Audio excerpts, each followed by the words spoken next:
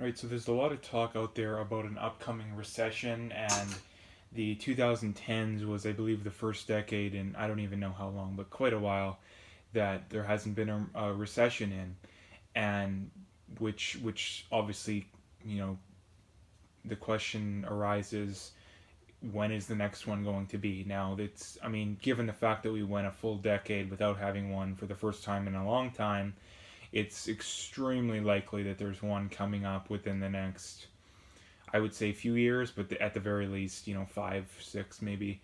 So what I wanted to make a video about is that when it inevitably happens, there's going to be, I mean, there's going to be a lot of, I mean, hardship. I mean, it depends how bad it is, but my guess and most experts I listen to guess it's going to be pretty bad.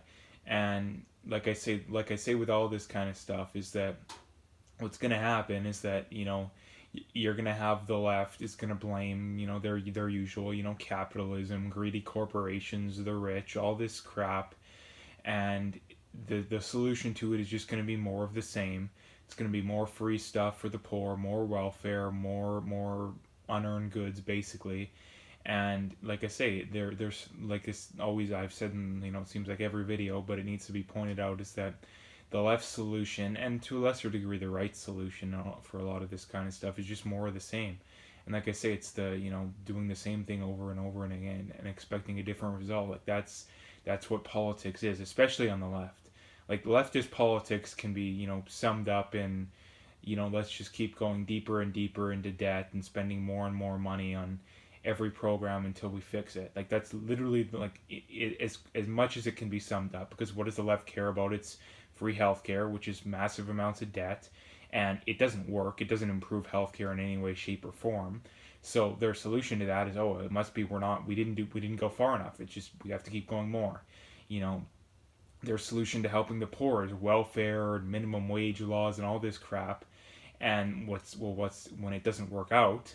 What's their solution to it? Oh, it's we need more. We didn't go far enough. So that's what the left solution to everything is. It's just more of the same. And the problem with the right is that they understand things better, but a lot of times they're scared of telling it like it is. Partially because the left is so vicious and vile and violent. So, and then there's the ones that are just there is a lot of the politicians are corrupt, but the everyday conservative person generally has their head on relatively straight. At least they understand basic economics. Basic if we continuously spend more money than we have year after year after year after year after year, it's not going to work out in the long run. Like if you can at least understand that, I don't care if you don't quite understand more complicated things, because the average leftist doesn't even understand basic stuff that could be taught to 6, 7 year old kids, like literally. So the like I said, the main point of this video is just to point out that when the next recession happens, it's going to be blamed on things that isn't the actual cause. They could say the actual cause is that the government. I mean, especially. I mean, this article out of Bloomberg is. I'm not going to go into it, but it's titled "Why the Next Recession Will Hit Canadians Harder Than Americans," and I don't know their reasoning for it, but I think it's pretty clear that the American economy is doing quite a bit better than the Canadian economy. So if the American economy contracts 10 or 20%, and the Canadian economy contracts 10 or 20%, well, we're going to be in negative growth. At least the American economy, maybe it'll be stagnant. But I've seen the last quarter in Canada, we had negative growth. We had negative GDP growth. Maybe it was the last month. I remember reading about it this morning. I forget if it was the month or the quarter, so don't quote me on it. But it was one of the two. And of the last, the one before that, it was zero. It was stagnant. So in Canada, the economy is not growing. And if we have a recession, the economy is gonna, it's gonna have negative growth. And that's the problem. Is that the one thing is that it is possible that the Liberals get voted out before that happens. But the problem with that is that if the Conservatives get voted in and a recession happens, that pretty much guarantees that they get voted out again, unless it's right at the start of their, reign or whatever you want to call it, and they can somehow fix it before the next election. But it's pretty likely that there's going to be another Canadian election within the next 2 or 3 years. The Liberals they haven't done anything really since they've been reelected. All they're talking about is BS gun control, more, anti-free speech stuff. Like they haven't done anything really, and they're gonna keep doing it because I think at this point they know that there's pretty much nothing that that they can do to make people sour on them. Like Justin Trudeau had scandal after scandal, blackface, SNC, all this kind of stuff. They really didn't do anything. Like what election promise did they go through with, like from the 2015, like other than legalizing marijuana, which is about the worst way I think you could possibly legalize it. That's about all they did. It boggles my mind that people support them, but I think it goes to show just how partisan politics is. And I think it goes into just how the genetic aspect of politics, that no matter what happens, a lot of people are going to vote one way or the other. And it goes into the immigration part of it, is that the immigrants from the third world overwhelmingly support the left. So that's exactly why Justin Trudeau and the Liberals are bringing so many of them in. In Canada, we're bringing in more non-economic immigrants, which is only about 20% of the ones we bring in, I think, than the States are. And the States have 10 times almost 10 times the population as we do. I mean, you don't know exactly the population of the States because the amount of illegals in the country ranges from 10 million, I've heard upwards of 25, 30 million. So you don't really know the population of the States because there's so many illegals that you don't know.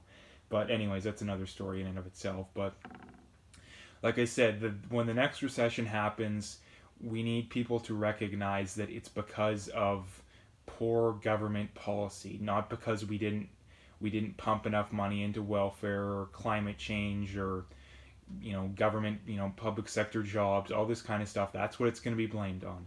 It's going to be blamed on capitalism. It's going to be blamed on, the greedy corporations and all of the classic leftist talking points of why things go awry. And the other thing too is that they clearly don't understand anything, because that's one way you can understand how people know what they're talking about in politics is that they'll argue the other side's point of view better than the other side will. And the problem with the left is that they don't even understand the other side's point of view, let alone know how to argue it.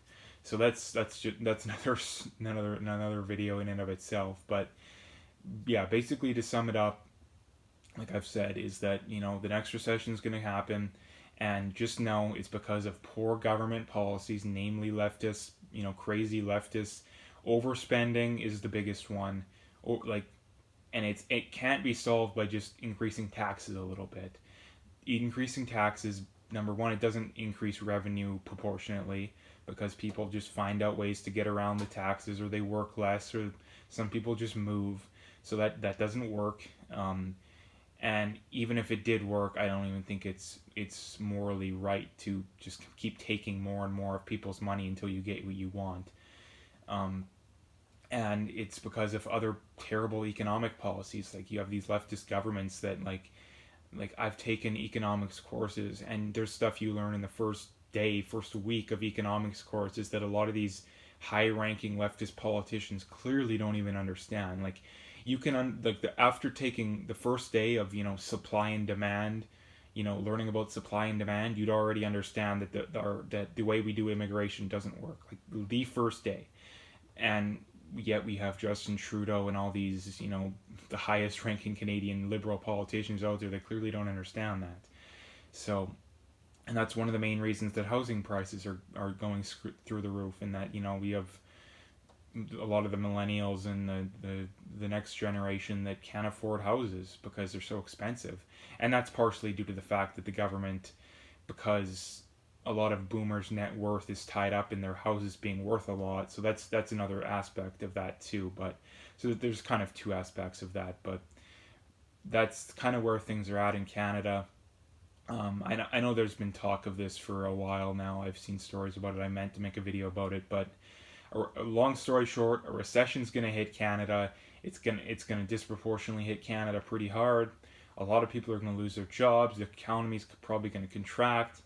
And just know that the reason for it is bad leftist, stupid government policies, high taxes, high regulations, carbon taxes, all this crap that the left props up as being so great, even though if you look at the numbers, it really isn't. So I think I've got the point across pretty good. So if you liked the video, make sure to hit that like and subscribe, and stay tuned for more.